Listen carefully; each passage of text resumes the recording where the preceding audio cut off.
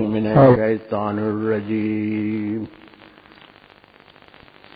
بسم اللہ الرحمن الرحیم الحمد للہ نحمده ونستعینه ونستغفره ونؤمن به ونتوکل علیہ نعوذ باللہ من شرور انفسنا ومن سیئات اعمالنا ومن يهده الله فلا مضل له ومن يضلله فلا هادي له ونشهد ان لا اله الا الله وحده لا شريك له ونشهد ان سيدنا مولانا محمد عبده ورسوله نصلي ان سيدنا مولانا المهدي الموعود قد جاء ومضى صلى الله عليهما وعليهما وأصحابهما أجمعين أما بعد أعوذ بالله من الشيطان الرجيم بسم الله الرحمن الرحيم محترم حضرات و خواتین، جیسا کہ آپ جانتے ہیں مسلمانوں میں مہدی کے مسئلے کے متعلق 3 جماعتیں ہیں۔ ان میں سے ہر جماعت تو اپنے آپ کو مسلمان ہی کہتی ہے، لیکن ان 3 جماعتوں میں ایک وہ ہیں جو مہدی کے وجود کا انکار کرتے ہیں۔ ان کے کئی دلائل ہیں، فی الحال ہم کو اس سے کوئی بحث نہیں ہے۔ دوسرے وہ لوگ ہیں جو کہتے ہیں کہ مہدی آنے والے ہیں، اور تیسرے وہ لوگ ہیں جو کہتے ہیں کہ مہدی آ کر چلے گئے۔ مسلمانوں کی یہ 3 جماعتیں ہیں۔ تو جو لوگ مہدی کی آمد کا انتظار کر رہے ہیں، ان میں ایک جماعت کو عرف عام میں اہل سنت کہا جاتا ہے، اور دوسری جماعت اثنا عشری امامیہ یا عرف عام میں شیعہ جماعت کہلاتی ہے۔ تو اب یہ جو 2 جماعتیں ہیں، یعنی اہل سنت اور شیعہ، یہ مہدی کا انتظار کر رہے ہیں، مگر شیعوں میں یہ بات ہے کہ وہ کہتے ہیں کہ ان کے مہدی آئے اور پوشیدہ ہو گئے۔ اس کے ساتھ ساتھ انہوں نے مہدی کے عقیدے میں بہت سی باتوں کا اضافہ کیا، اور ان باتوں کا اتنا پروپیگنڈا کیا کہ دوسرے وہ لوگ جو مہدی کا انتظار کر رہے ہیں، یعنی اہل سنت والجماعت، ان لوگوں نے بھی شیعوں کے اعتقادات میں سے بہت سی چیزیں تسلیم کر لی ہیں۔ مہدی کا مسئلہ بڑا عجیب و غریب رہا کہ لوگوں نے گویا اس پر تباہ آزمائی شروع کر دی۔ کوئی کچھ کہنے لگا، کوئی کچھ کہنے لگا، اور لوگوں کے یہ اقوال رفتہ رفتہ عقائد میں شامل ہو گئے، اور بڑے بڑے علماء متاثر ہوئے، اور انہوں نے ان باتوں کو جب اپنی کتابوں میں لکھا تو ان کی جماعتیں اس عقیدے کو ماننے لگیں، اور نتیجہ یہ ہوا کہ لوگوں کے ذاتی خیالات عقیدہ بن گئے، اور عقیدے کی بڑی اہمیت ہے۔ چنانچہ یہ کہا جاتا ہے کہ انسان جتنے اعمال کرتا ہے اور بالخصوص مذہبی اعمال،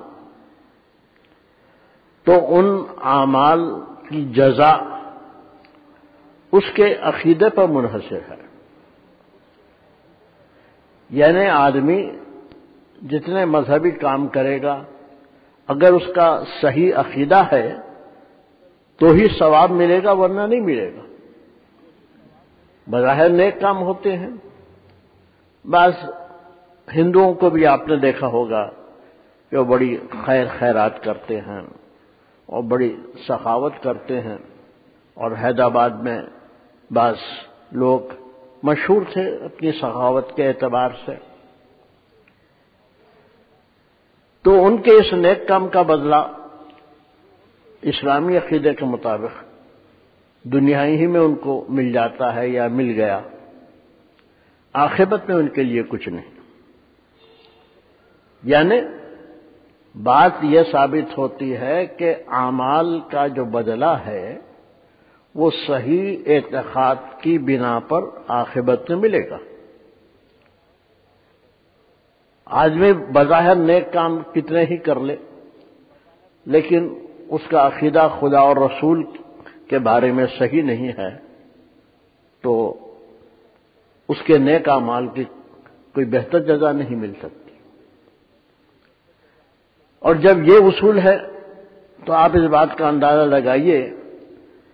کہ لوگوں نے جو مختلف قسم کے اعتقادات پھیلا دیے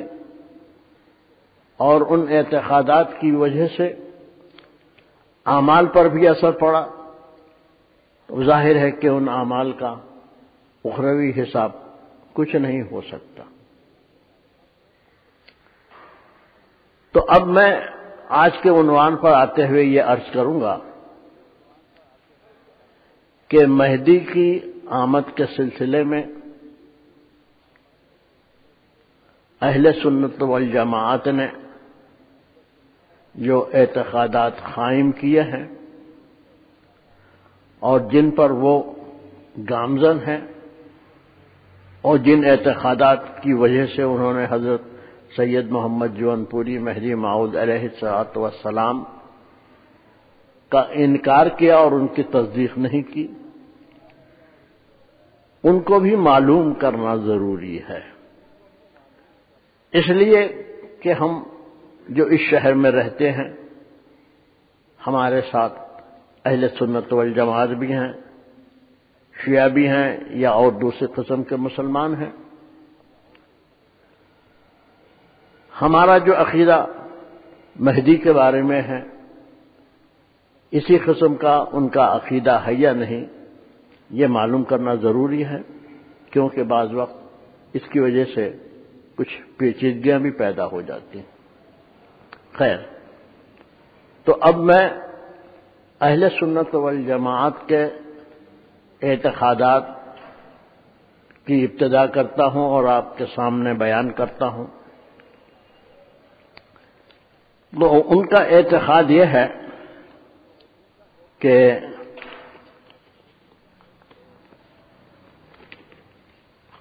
قیامت کی جو علامتیں ہیں وہ دو قسم کی ہیں، ایک علامات صغرا اور ایک علامات کبریٰ۔ خیر، اس کو تو سبھی مانتے ہیں۔ مہدی کا تعلق علامات صغرا سے ہے، یہ بات بھی اپنی جگہ ٹھیک ہے، لیکن مہدی کی آمد کے سلسلے میں اہل سنت والجماعت کے عقائد یہ ہیں کہ ایک زمانہ ایسا آ جائے گا کہ سارے عیسائی لوگ مسلمانوں کے ملک پر قبضہ کر لیں گے، اور اس کے بعد جب عیسائی لوگوں کا قبضہ ہو جائے گا، ایک مدت پر گزر جائے گی، تو پھر مسلمانوں میں سفیانی کا ظہور ہوگا۔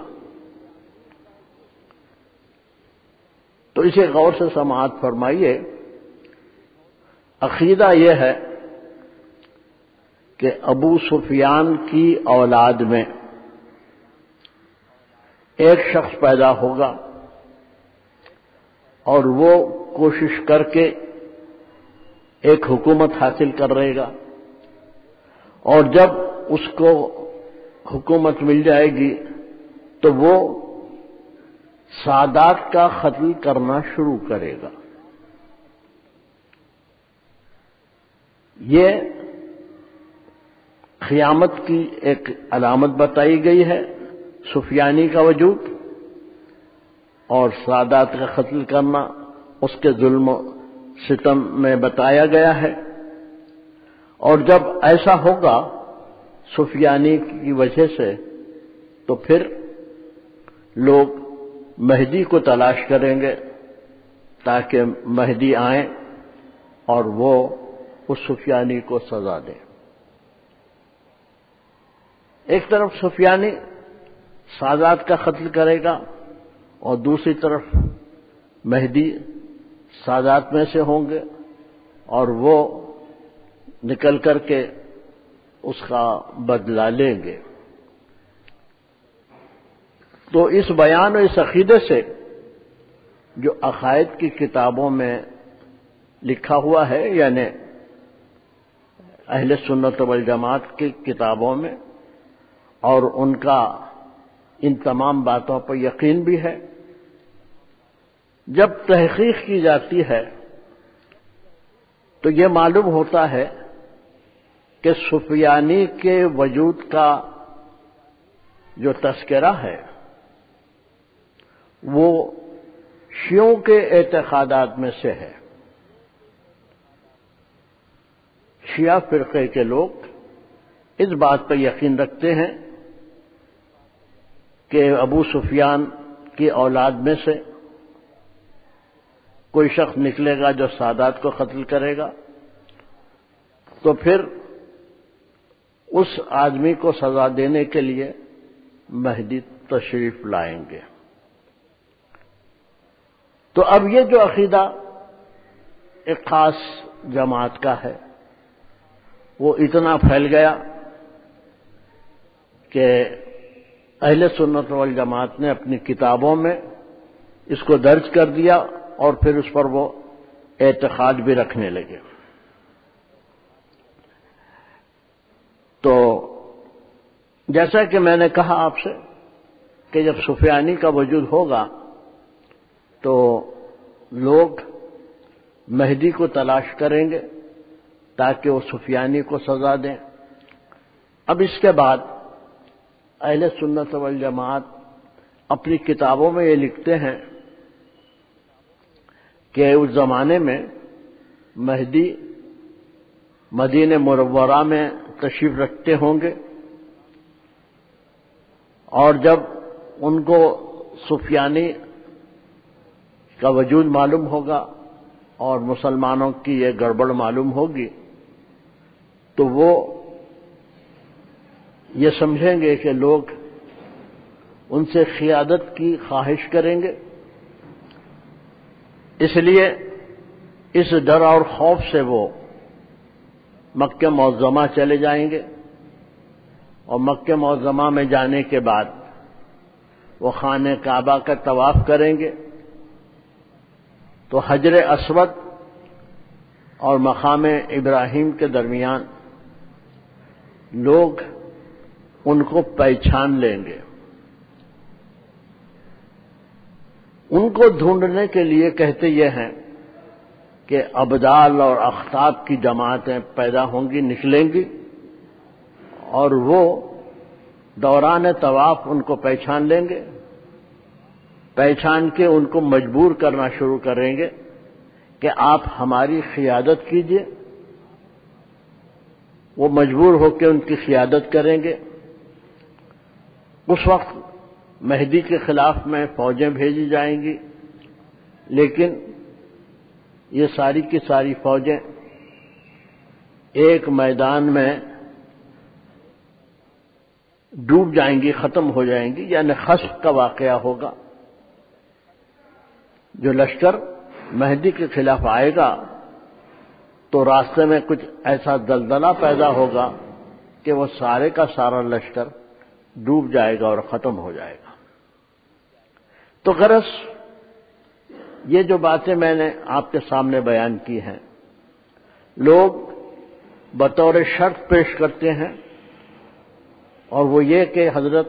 سید محمد جون پوری جب پیدا ہوئے تو ان کے زمانے میں کوئی سفیانی موجود نہیں تھا، یعنی ایک شرط انہوں نے عائد کر دی کہ مہدی کے لیے سفیانی کا ہونا ضروری ہے۔ پھر دوسری بات انہوں نے کی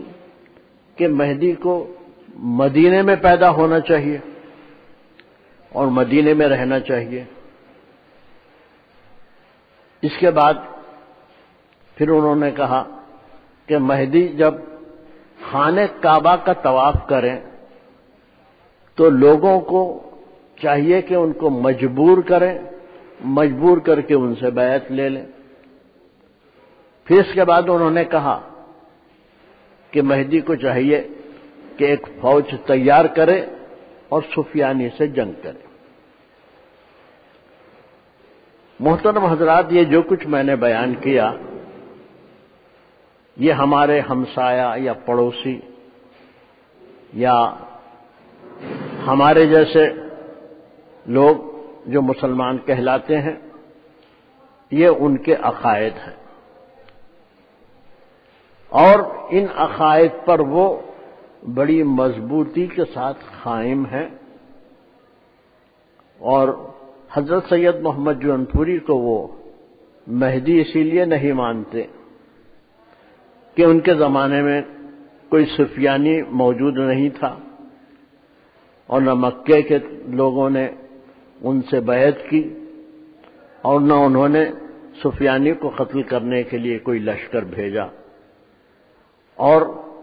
زمین میں دھسنے کا کوئی واقعہ بھی ان کے زمانے میں پیش نہیں آیا۔ تب آپ دیکھ رہے ہیں کہ حضرت سید محمد جون پوری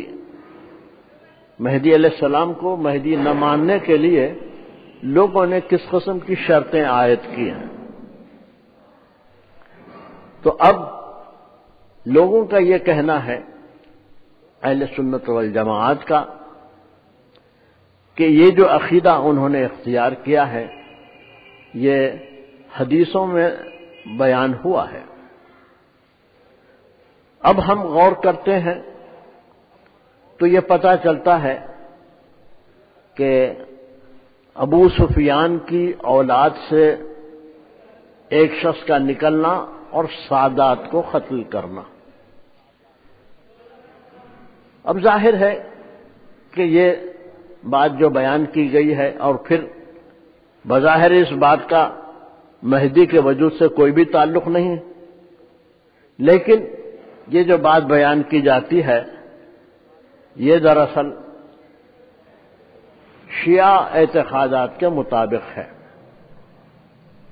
کیونکہ آپ کو معلوم ہے کہ حضرت ابو سفیان کے بیٹے امیر معاویہ رضی اللہ عنہ تھے، پھر امیر معاویہ نے اپنے بیٹے یزید کو تخت نشین کر دیا، اور پھر اس کے زمانے میں یزید کے حضرت حسین کی شہادت واقع ہوئی، اور پھر ملک شام میں بنی امیہ کی حکومت ایک صدی تک چلتی رہی۔ تو ان تمام باتوں پر جب ہم غور کرتے ہیں تو یہ معلوم ہوتا ہے کہ شیعوں نے محض اپنی طرف سے ایسی حدیثوں کو گھڑ دیا ہے، اور حقیقت بھی یہی ہے کہ حدیثوں کے نام سے یہ جو چیز ہم کو ملتی ہے وہ حقیقت میں حدیث نہیں ہے، اس اعتبار سے کہ صحاح ستہ جو حدیثوں کی کتابیں ہیں ان کتابوں میں ان باتوں کا کوئی وجود نہیں ہے، ان باتوں کی کوئی تحریر نہیں ہے، لیکن علماء اہل سنت حدیث کی کتابوں میں نہ ہونے کے باوجود ان باتوں کا عقائد کی کتابوں میں ذکر کرتے ہیں، اور پھر ان کتابوں کو مہدویوں کے سامنے پیش کر کے کہتے ہیں کہ ایسی ایسی باتیں سید محمد جون پوری میں نہیں پائی گئی۔ تو جیسا کہ میں نے آپ سے عرض کیا کہ سفیانی کے متعلق جو بھی واقعہ، جو بھی باتیں، جو بھی عقیدہ بیان کیا جاتا ہے وہ شیعوں کی ایجاد ہے، حقیقت پر مبنی نہیں ہے۔ اب اس کے بعد اہل سنت والجماعت کا یہ خیال ہے کہ مہدی مدینے میں پیدا ہوں گے، ان کا مقام پیدائش مدینہ ہے۔ اب اس بات کا اتنا پروپیگنڈا ہوا کہ مہدویوں کو بھی تسلیم کرنا پڑا اور جواب دینا پڑے گا کہ بھائی یہ جو کہا جاتا ہے کہ مہدی مدینے میں پیدا ہوں گے تو لفظ مدینے پہ غور کرنا چاہیے۔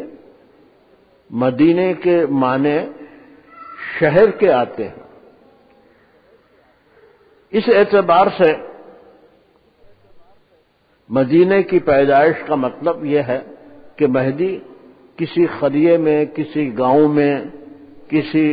گمنام مقام پہ پیدا نہیں ہوں گے بلکہ شہر میں پیدا ہوں گے۔ مہدویوں نے اس بات کو تسلیم کر لیا۔ اب اگر یہ بات ہے تو اہل سنت کہتے ہیں کہ ان کو مدینے میں پیدا ہونا چاہیے، اور پھر یہ دیکھ کر کہ لوگ سفیانی کے خلاف ان کی قیادت کے طلبگار ہیں، وہ اس بات کو ناپسند کرتے ہوئے مکہ تشریف لے کے چلے آتے ہیں، اور مکہ جانے کے بعد خانہ کعبہ کا طواف کرتے ہیں، اور خانہ کعبہ کے طواف کے دوران میں لوگ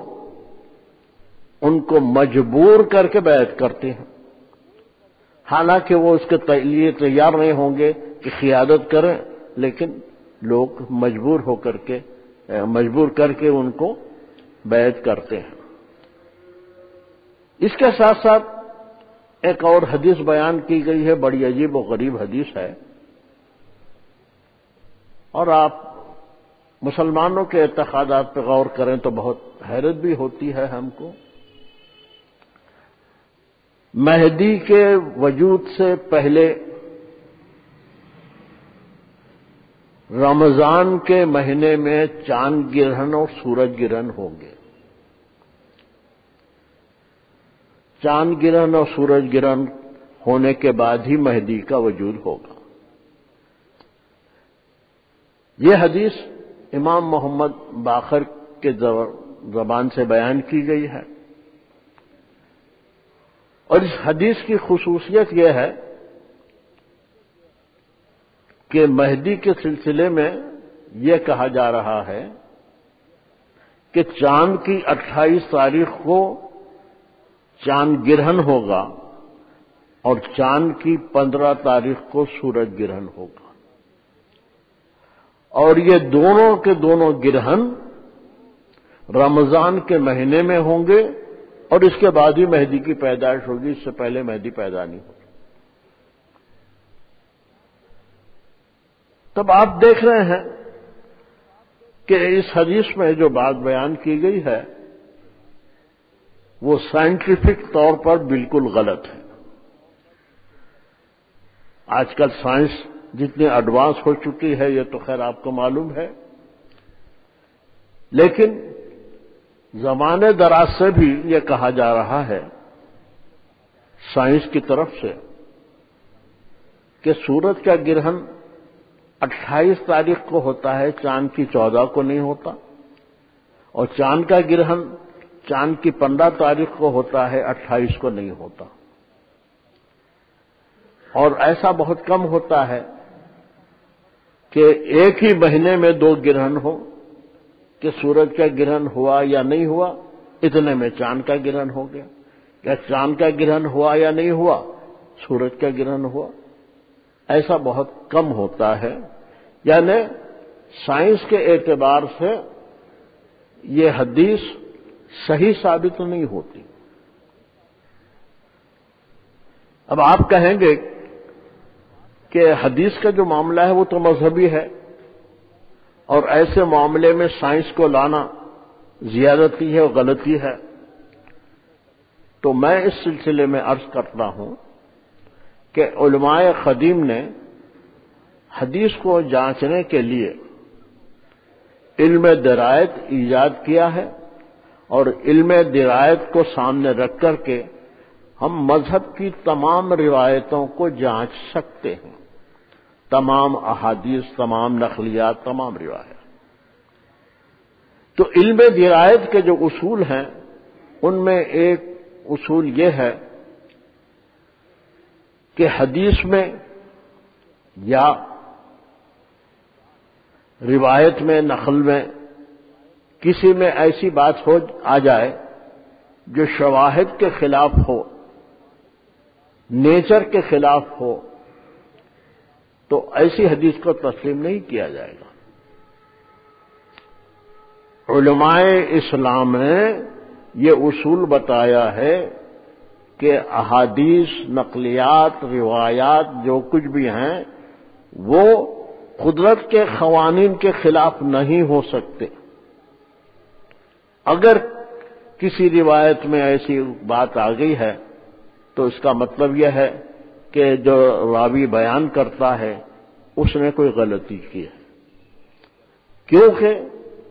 حضرت صلی اللہ علیہ وسلم سے جو روایتیں ہیں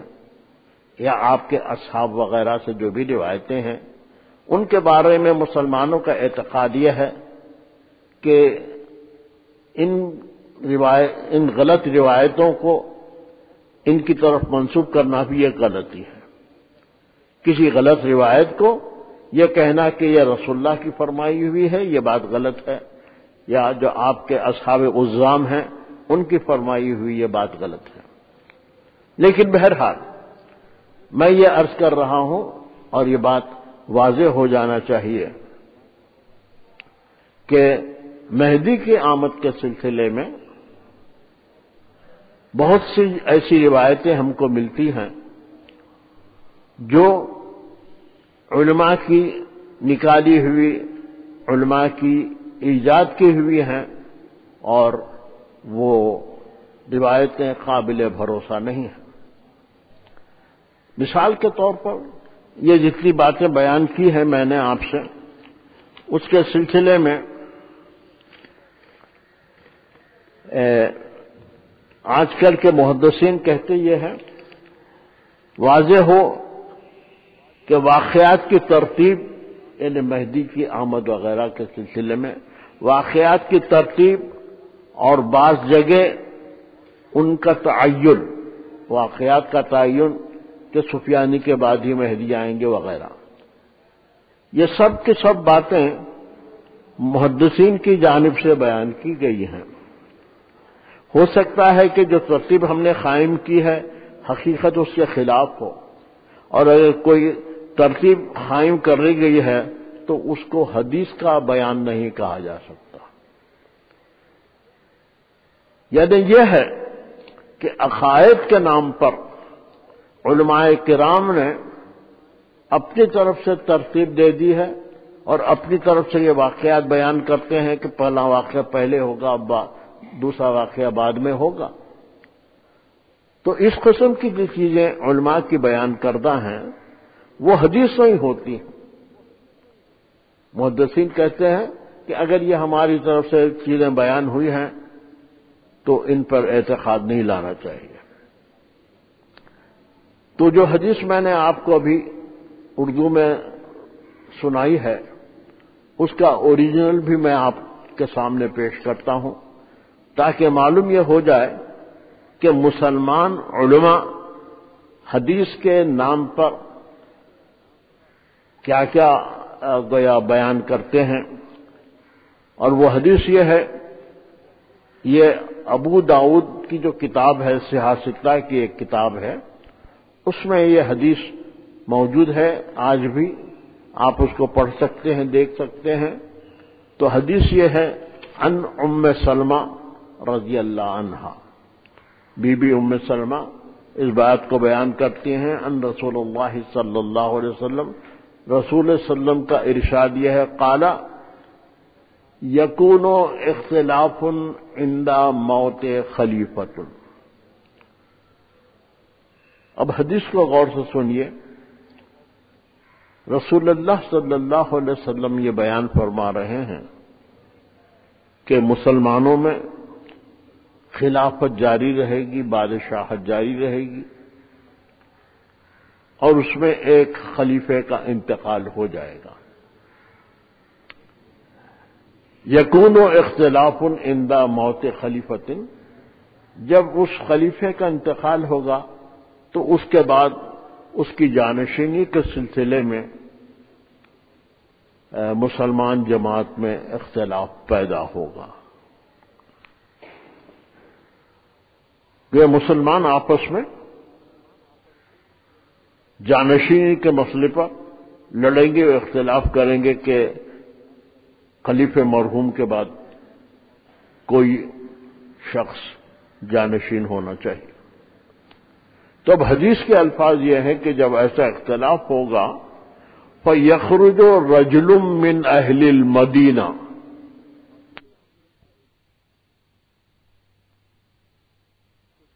ہوا مکہ شریف کو چلا جائے گا. مدینے کا رہنے والا بھاگتا ہوا مکے کو چلا جائے گا. فَيَأْتِيهِ النَّاسُ، جب وہ شخص فَيَأْتِيهِ النَّاسُ من اہل مکہ، جب وہ شخص مکہ شریف چلے جائے گا تو مکے کے جو لوگ ہیں رہنے والے وہ اس شخص کے پاس آئیں گے. فَيَخْرِجُونَهُ، اب وہ اس کو مجبور کریں گے کہ تم بیعت ہم سے لے لو. وہ ہوا کارہن، وہ کراہیت کرے گا، ناپسند کرے گا. لوگ جو اس کو مجبور کریں گے بیعت سے وہ ناپسند کرے گا. فَيَبَايِعُونَهُ بَيْنَ الرُّكْنِ وَالْمَقَامِ، تو عوام اس کا ہاتھ پکڑ کر کے حجر اسود اور مقام ابراہیم کے درمیان بیعت کریں گے. وَيَبْعَثُ إِلَيْهِ بَعْثٌ مِّنَ الشَّامِ، تو اس کے طرف ایک لشکر ملک شام سے بھیجا جائے گا. فَيَخْسِفُهُ، پس وہ خسف ہو جائے گا.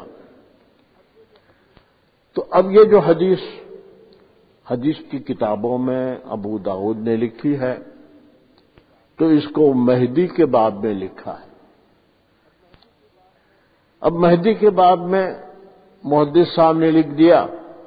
تو بعد کے علماء کا یہ کام ہو گیا کہ اس حدیث کو مہدی کے سلسلے میں تسلیم کر لیں. تو بھائی حدیث میں کیا لکھا ہے؟ حدیث میں یہ لکھا ہے کہ ایک خلیفے کا انتقال ہوگا. کیونکہ واقعات کی پہلی شرط یہ ہے کہ کوئی خلیفہ ہوئے، اس کا انتقال ہو گیا. تو اس زمانے میں فَيَخْرُجُ رَجُلٌ مِّنْ أَهْلِ الْمَدِينَةِ، ان الفاظ پہ غور کیجئے. ان عربی الفاظ میں یہ کہا جا رہا ہے حدیث کے الفاظ میں کہ مدینے کے رہنے والوں میں سے ایک شخص. اب یہ جو بات بیان کی گئی ہے اس کی کوئی صراحت نہیں ہے کہ مدینے کا ایک شخص، اہل مدینہ یعنی مدینے کا ایک شخص، تو یہ شخص وہیں پیدا ہو کے بڑا ہوا تھا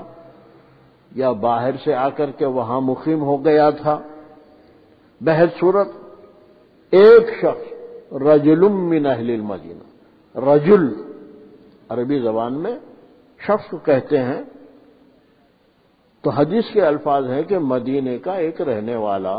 مدینے کا ایک باشندہ، مدینے کا ایک شخص حاربن،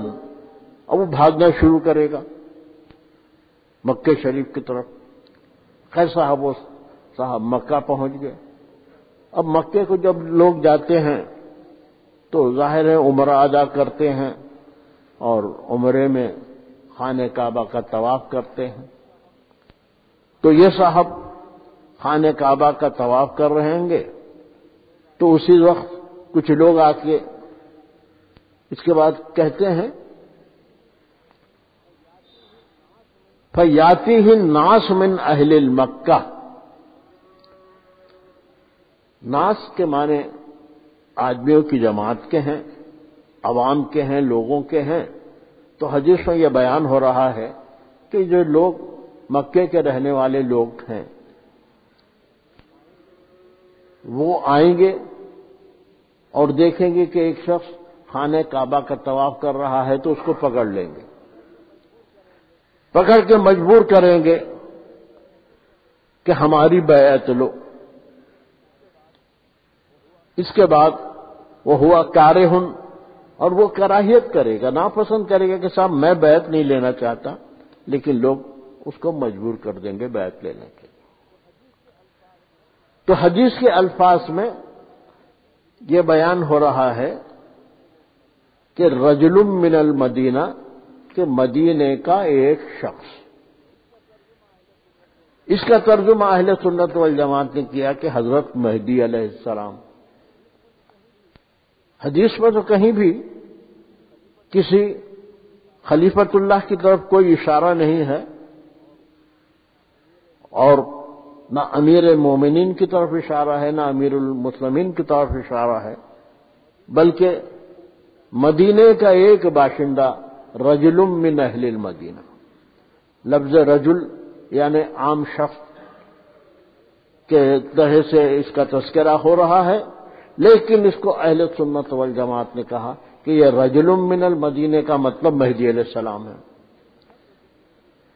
حالانکہ دوسری حدیثوں سے ظاہر ہوتا ہے کہ مہدی اللہ کے خلیفہ ہوں گے، نبی کے قدم بقدم چلیں گے، اور وہ اہل بیت سے ہوں گے۔ بہرحال ان کے بارے میں مہدی کے سلسلے میں ان کی اوصاف کے بارے میں آپ سن چکے ہیں، لیکن یہاں ان کا تذکرہ اس طرح انداز سے ہو رہا ہے اس حدیث میں کہ مدینے کا رہنے والا ایک شخص، اب کوئی بھی ہو سکتا ہے۔ اللہ کے خلیفے کے متعلق حدیث میں اس طرح کا بیان نہیں آ سکتا، لیکن اسی بیان کو لے کر کے لوگ کہتے ہیں کہ صاحب مہدی کو تو مدینے میں پیدا ہونا چاہیے، اور مدینے سے نکل کے جب حالات میں اختلاف ہوگا تو وہ مکہ آ جائیں گے، اور مکہ آ کے خانہ کعبہ کا طواف کریں گے، اور لوگ ان کو بیعت کے لیے مجبور کریں گے۔ بیعت کے لیے مجبور کرنا، یہ جو بات یہاں کہی جا رہی ہے، آپ غور کریں تو معلوم ہوگا قرآن شریف میں ہم کو انبیاء علیہ السلام کے واقعات ملتے ہیں کہ اللہ تعالی کسی اپنے ایک پسندیدہ شخص کو رسول یا نبی بناتا ہے، تو وہ رسول اپنی قوم کی طرف جاتا ہے اور جا کے یہ کہتا ہے کہ اے میری قوم والو،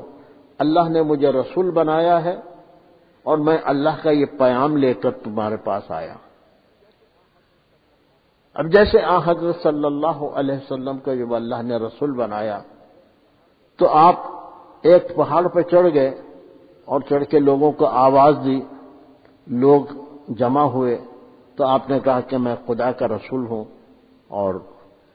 تم کو قیامت کے دن سے ڈراتا ہوں وغیرہ۔ یعنی اللہ تعالیٰ جب کسی کو نبی اور رسول بناتا ہے تو وہ شخص اپنی طرف سے قبیلے والوں کے پاس، قوم والوں کے پاس جا کر اپنی نبوت اور رسالت کا اظہار کرتا ہے اور یہ کہتا ہے کہ میں اللہ کی طرف سے خلیفہ بنایا گیا ہوں اور تم لوگوں کو چاہیے کہ مجھ سے بیعت کریں، اور پھر وہ اللہ کے حکم سے بیعت لیتا ہے۔ تو انبیاء کی سنت یہ ہے کہ جب اللہ ان کو نبی اور رسول بناتا ہے تو وہ خود قوم کی طرف جاتے ہیں اور جا کر کے قوم کے سامنے اعلان کرتے ہیں اور پھر قوم کو بیعت کی دعوت دیتے ہیں۔ لیکن حدیث میں یہ بیان ہو رہا ہے جس کو اہل سنت تسلیم کرتے ہیں کہ مہدی علیہ السلام مدینے میں پیدا ہو کے مکہ آ جائیں گے اور لوگ اپنی طرف سے ان سے بیعت کرنا چاہیں گے تو وہ بیعت بھی نہیں لیں گے۔ یعنی انبیاء کے طریقے کے مطابق تو اس میں کوئی بات نہیں پائی جا رہی ہے۔ قرآن میں جو حالات نبیوں کے بتائے گئے ہیں تو سنت نبوی کہیں بھی اس میں موجود نہیں ہے کہ اللہ تعالیٰ کسی شخص کو نبی اور رسول بنا دے۔ تو ظاہر ہے کہ عوام کو تو کچھ معلوم نہیں ہوتا ہے، عوام بے خبر ہوتے ہیں، تو یہ رسول اور نبی قبیلے والوں کے پاس جا کر کے کہتا ہے کہ میں رسول اور نبی بنایا گیا ہوں اور تمہارا کام ہے میرے ہاتھ پہ بیعت کرنا، میری تصدیق کرنا، اور اگر تم ایسا نہ کرو گے تو خدا تم کو ایسا ایسا عذاب دے گا۔ تو قرآن کے اس طرز کے خلاف جو بیان ہمارے سامنے آ رہا ہے کہ وہ خود بخود مہدی کس طرح کے ہیں اور لوگوں کے پاس جائیں گے اور جا کے لوگ ان کے پاس آئیں گے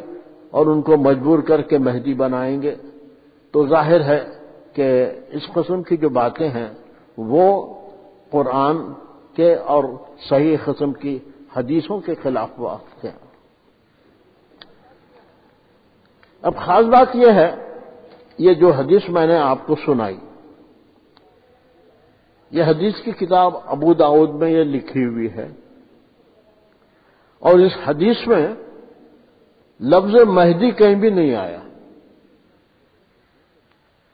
ابن خلدون نے بھی اس مہدی کا اس حدیث کا تذکرہ کرتے ہوئے یہی کہا ہے، ہم بھی یہی کہتے ہیں کہ یہ وہ حدیث ہے کہ جس میں لفظ مہدی کا کوئی بھی تذکرہ نہیں ہے۔ مدینے کا ایک شخص ہوگا جو بھاگتا ہوا چلے جائے گا،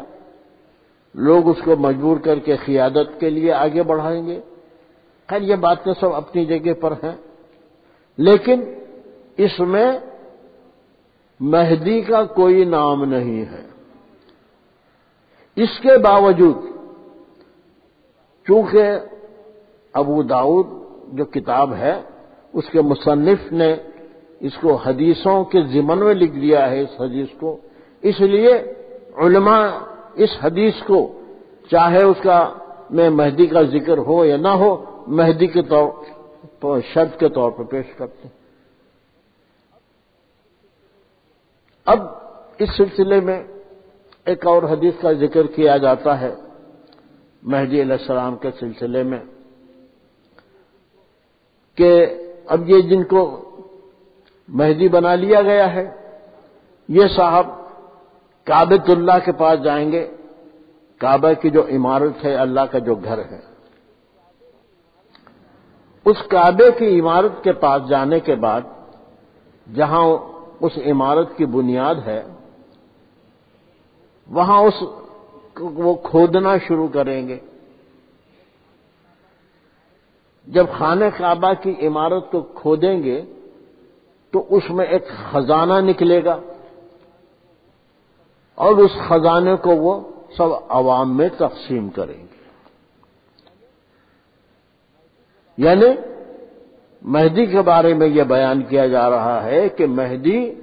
خزانے کی دیواروں کو کھود کے، یعنی کعبۃ اللہ کی دیواروں کو کھود کے اور اس کعبے کے دیواروں کو کھود کے اس میں گڑھا کر کے اس میں کوئی خزانہ پوشیدہ تھا، وہ کس کے زمانے کا تھا وہ کہا تھا، بہرحال اس میں سے وہ خزانے میں سے روپیہ پیسہ ہیرے جواہرات جو بھی برآمد ہوں گے وہ نکال کر عوام کو تقسیم کریں گے۔ تو اس سے یہ ثابت ہوا کہ جن کو یہ مہدی کہتے ہیں وہ شخص خزانہ تقسیم کرے گا، روپیہ تقسیم کرے گا، پیسہ تقسیم کرے گا، چاندی تقسیم کرے گا، سونا تقسیم کرے گا۔ تو اللہ کے خلیفے کے بارے میں ان لوگوں کے جو اس قسم کے اعتقادات ہیں ظاہر ہے کہ یہ معیاری قسم کی بات نہیں ہے، کیونکہ مہدی کے بارے میں یہ بتایا گیا ہے، یہ جو کہا جا رہا ہے کہ مہدی سونا اور چاندی تقسیم کریں گے، خزانے نکال کر کے دیں گے، تو حضرت سید محمد جون پوری مہدی موعود علیہ السلام کے سامنے جب یہ بات پیش ہوئی تو آپ نے یہ فرمایا کہ زمین سے خزانہ نکال کر کے عوام میں روپیہ پیسہ سونا چاندی تقسیم کرنا یہ ہے دجال کا کام. مہدی کا، اللہ کے خلیفے کا یہ کام نہیں ہے، یہ دجال کا کام ہے.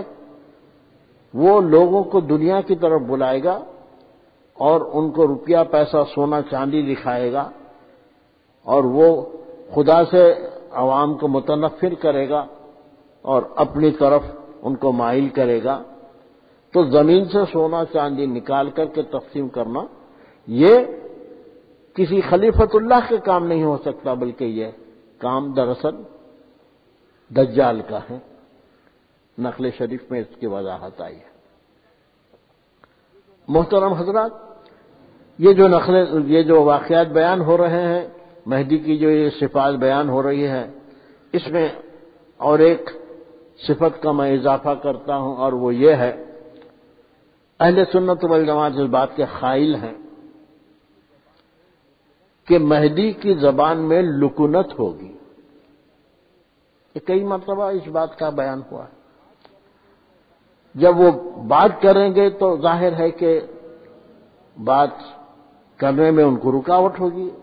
یعنی زبان میں جب لکنت ہوتی ہے تو آدمی فصاحت کے ساتھ، روانی کے ساتھ کلام نہیں کر سکتا. تو جب وہ گفتگو کریں گے مہدی صاحب تو ان کی زبان میں لکنت آئے گی، اور لکنت آنے کی وجہ سے ذرا وہ بے چین ہو جائیں گے، بے چین ہو کر کے اپنے زانوں پہ ہاتھ مارنے لگیں گے. تو یہ جو علامت ہے اس کو بھی مہدی کی علامت قرار دیا گیا کہ مہدی وہ جس کی زبان میں لکنت ہو، اور مہدی وہ جو بات کرتے ہو تو اپنے زانوں پہ مارنا شروع کرے. اب یہ جو روایت میں آپ کو سنا رہا ہوں یہ عقیدے کی کتابوں میں ملتی ہے، اور دہلی کے مشہور عبدالحق حقانی صاحب جنہوں نے تفسیر حقانی لکھی ہے اور جنہوں نے عقائد اسلام کے نام سے کتاب لکھی ہے، وہ بھی اس بات کے قائل ہیں کہ مہدی کی زبان میں لکنت ہوگی. یعنی جو مہدی ہکلا کے بات نہ کرے یا جس کی زبان میں لکنت نہ ہو وہ گویا مہدی نہیں ہو سکتا. اب حالانکہ دوسری طرف یہ معاملہ ہے کہ مہدی کا جو وجود ہے، مہدی کی جو سیرت ہے، وہ بالکل حضرت صلی اللہ علیہ وسلم کے جیسی ہو.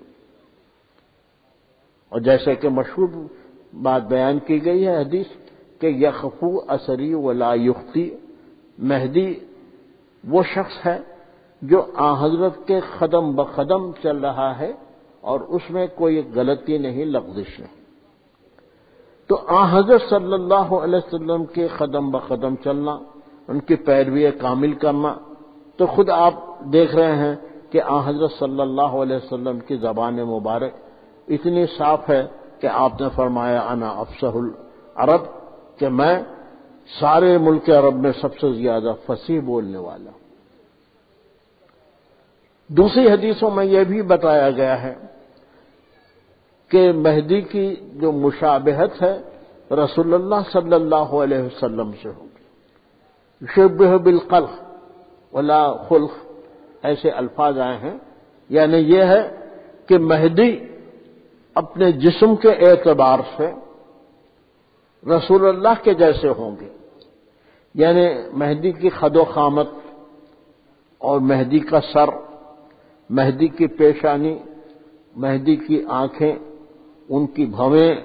اور ان کی ناک اور ان کا چہرہ اور ان کے ہاتھ اور پوری خد و خامت، مہدی کی خد و خامت رسول اللہ کے جیسی ہوگی. یعنی مہدی کے ہاتھ پاؤں اور ان کی گفتگو کا طرز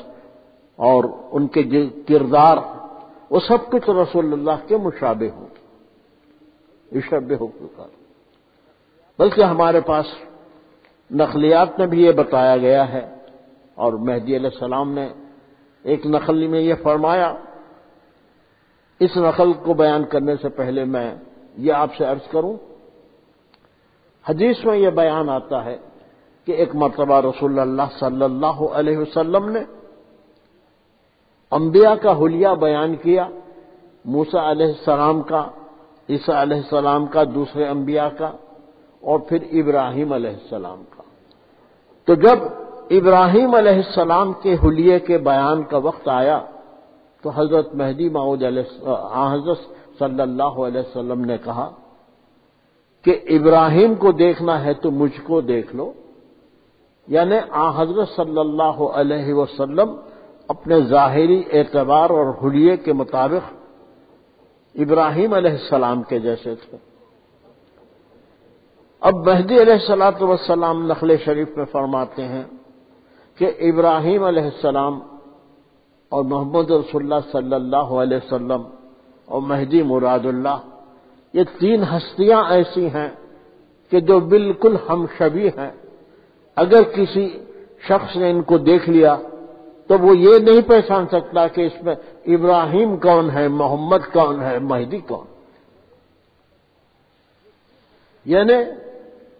یہ تین ہستیاں جن کو اللہ تعالیٰ نے دنیا میں وجود بخشا، دنیا میں تشریف لائے، حضرت ابراہیم علیہ السلام ایسے ہی ہیں جیسے محمد علیہ السلام تھے، اور حضرت محمد رسول اللہ ایسے ہی ہیں جیسے ابراہیم علیہ السلام تھے۔ اس کے بعد حضرت مہدی موعود ایسے ہیں جیسے رسول اللہ صلی اللہ علیہ وسلم تھے۔ یعنی یہ ہے کہ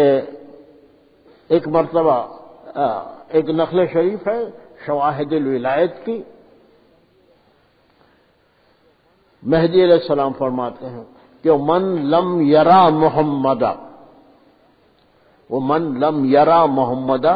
فلیرونی، کہ جس آدمی نے محمد کو نہ دیکھا ہو اس آدمی کو چاہیے کہ مجھے دیکھ لے۔ حضرت سید محمد جون پوری نے یہ جو حدیث نقل شریف بیان کی کہ جس نے محمد کو نہ دیکھا اس کو چاہیے کہ مجھے دیکھ لے، یعنی یہ حضور فرمانا چاہتے ہیں کہ آپ صورت شکل کے اعتبار سے اور مشابہت کے اعتبار سے بعینہ ہی رسول اللہ صلی اللہ علیہ وسلم جیسے۔ ایک اعتبار سے یہ آپ کا دعویٰ بھی ہے کہ گویا آپ رسول اللہ صلی اللہ علیہ وسلم سے مشابہت رکھتے ہیں، اور حدیثوں میں یہی آیا ہے کہ مہدی جو ہوگا وہ رسول کے مشابہ ہوگا، گفتار میں ہو یا کردار میں ہو یا رفتار میں ہو، ہر اعتبار سے مہدی اور رسول برابر ہیں۔ لیکن لوگوں نے شیعوں کی یہ حدیث ہے کہ مہدی جب بات کرے گا تو لکنت آ جائے گی اس کے زبان میں، وہ لڑکھڑا جائے گا، بات نہیں کر سکے گا۔ اگرچہ کہ اس حدیث میں ایک عیب کی طرف اشارہ ہے، لیکن لوگ اس کو اعتقاد کے طور پر تسلیم کرتے ہیں۔